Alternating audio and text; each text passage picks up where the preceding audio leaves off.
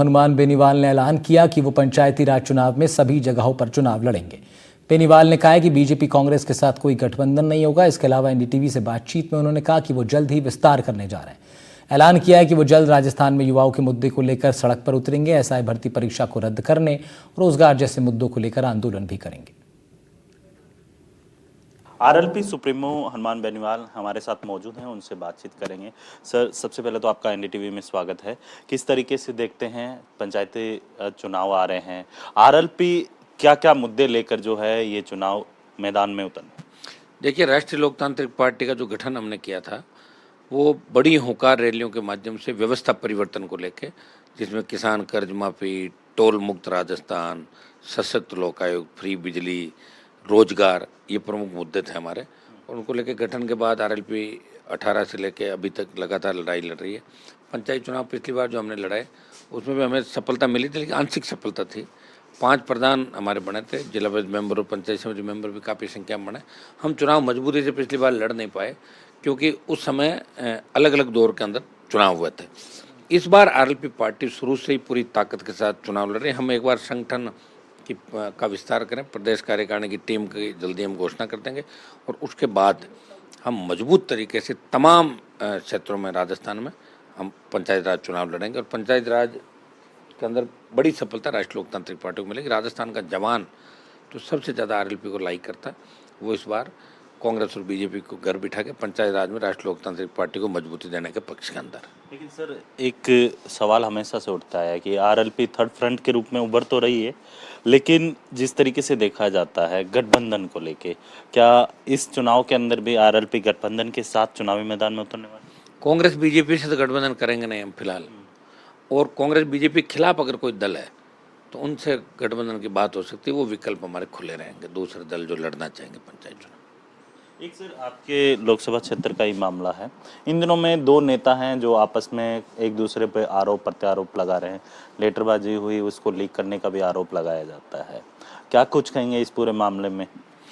देखिए, खींवसर का चुनाव जो आरएलपी हारी है, वो हार के भी इसलिए जीती है कि वोट मुझे हाईएस्ट मिला आज तक के जितने भी चुनाव हुए खींवसर के अंदर। खींवसर बनने के बाद चाहे लोकसभा के चुनाव मैंने लड़े, चाहे मेरे भाई ने लड़े, चाहे मैंने विधानसभा के चुनाव लड़े, वोट 95,000 मुझे मिला। मेरे खिलाफ का जो वोट है, कांग्रेस बीजेपी ने मिलके चुनाव लड़ा और सरकार ने पूरी ताकत लगाई। चूँकि मैंने ही एमएलए की सीट छोड़ी थी तो मेरी सीट पर तो वापिस चुनाव था, तो मैं चाहता था एमपी मेरा बना लेता और एमएलए खुद रह जाए, लेकिन मुझे लड़ाई लड़नी थी राजस्थान में। मुझे दिल्ली के अंदर भी एमपी के तौर पर लड़ना था, स्टेट के अंदर भी मजबूती से मुझे लड़ना था, पार्टी को खड़ा करना था, इसलिए मैं एमपी रहा और एमएलए की सीट से मैंने इस्तीफा दिया। जो कारण वहाँ रहे मेरी हार के प्रमुख कारण, वो कुछ मेरा 5-4 हज़ार वोट मेरा वोट है, वो जो मेरा ही व्यक्ति था जो सरपंच में 2 बार हारा, उसको मैंने प्रधान बनाया, वो धोखा दे के भाग गया था बजरी माफिया के साथ मिलके, और उसके साथ फिर ये दूसरे सारे लोग मिल गए।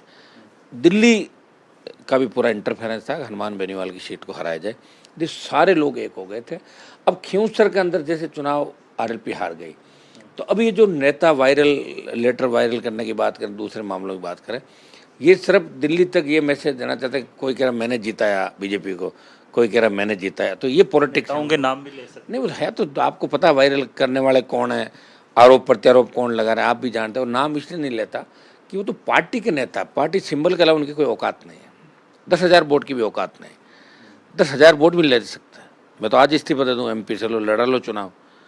अगर व्यक्तिगत रूप से वो 20,000 वोट खींच ले जिले के अंदर, पार्टी के सिंबल का वोट अलग होता है, खुद की मेहनत ताकत का वोट अलग होता है। देखिए, आप ये मत सोचो कि हम सरकार में आए कि नहीं आए, एमएलए एमपी कितने बने, लेकिन राजस्थान में पहली पार्टी बनाने का जो श्रेय मिला पहली, और आप बताइए, बीजेपी को मैंने चुनौती दी, मैंने कहा जीत जाना 15 आ जाना, जीत गए क्या 15, 14 पे समेट दिया।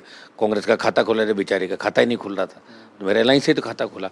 वो अलग बात है, कांग्रेस ने मेरी पार्टी तोड़ ली, मेरे साथ ही खाना खाया और मेरी पीठ में छुरा घोंप के बाड़मेर वाला कैंडिडेट ले गए।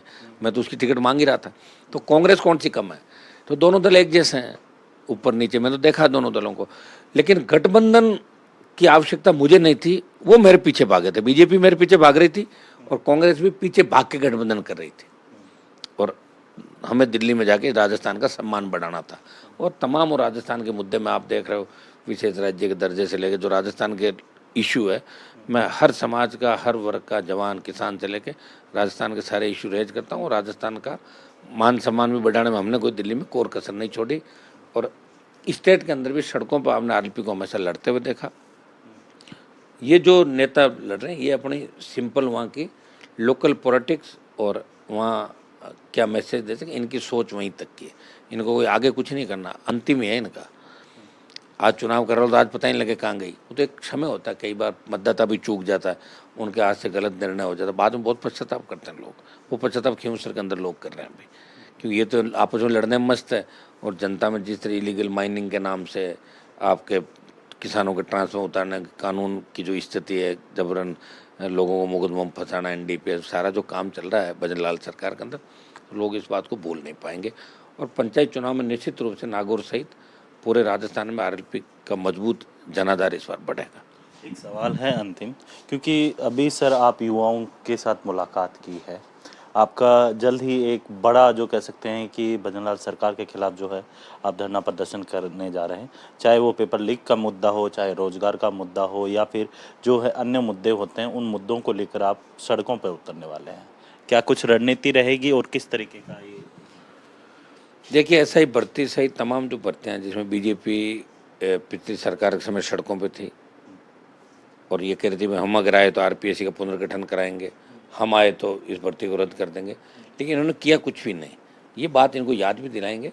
और ऐसा ही भर्ती में जो बड़ा घोटाला घपला हुआ, जिस तरह मंत्रियों का, सीएमओ के अधिकारियों का नाम आ रहा है कि भाई ये नहीं कराना चाहते, तो ये बात दिल्ली तक पहुँचनी तो चाहिए कि दिल्ली में बैठे लोग कितने झूठे हैं।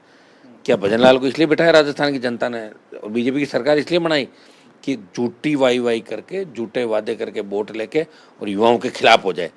तो इन मुद्दों को लेकर हम करेंगे और निश्चित रूप से भर्ती को रद्द कराएंगे। हम लोग पूरी ताकत लगा देंगे, बड़ा आंदोलन होगा राजस्थान के अंदर। बिल्कुल, ये थे आरएलपी सुप्रीमो हनुमान बेनीवाल, जिनका साफ तौर पे कहना है ऐसा ही भर्ती हो या फिर जो बेरोजगार उससे रिलेटेड जो रोजगार के मुद्दे हो, इन तमाम मुद्दों को लेकर वो सड़कों पर उतरेंगे और उसका पुरजोर तरीके से विरोध करते हुए दिखाई देंगे। जयपुर से कैमरामैन जसराज के साथ वीरेंद्र सिंह शेखावत, एनडीटीवी।